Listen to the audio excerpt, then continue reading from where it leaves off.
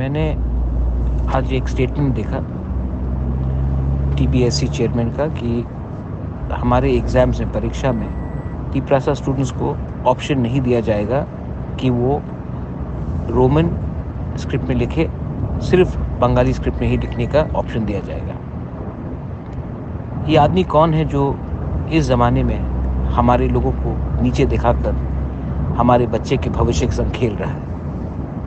इसका जवाब तो देना पड़ेगा। ये राजनीति नहीं है, ये राजनीति नहीं है, ये हमारे बच्चे का भविष्य का सवाल है।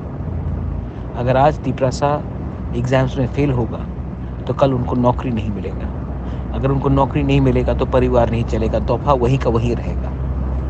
ये हमें सिस्टम से बाहर रखने का एक प्लानिंग रहता है। मैं आप सबको बोल रहा हूँ कि इसका जवाब हमें देना पड़ेगा, not as politicians but as Tiprasas. कभी तो अपने बच्चे के बारे सोचो, कभी तो राजनीति को दूर रखकर अपने बच्चे का भविष्य के बारे सोचो। मैं अपने सब तिपरासास को, स्टूडेंट्स को, माँ बाप को, पेरेंट्स को, सबको बोलना चाहता हूँ, टीचर्स को बोलना चाहता हूँ कि कब तक चुप रहेंगे हम लोग, कब तक? This is Bubagra asking Tiprasas to get up and resist and fight for your rights. अपने अधिकार के लिए लड़ो।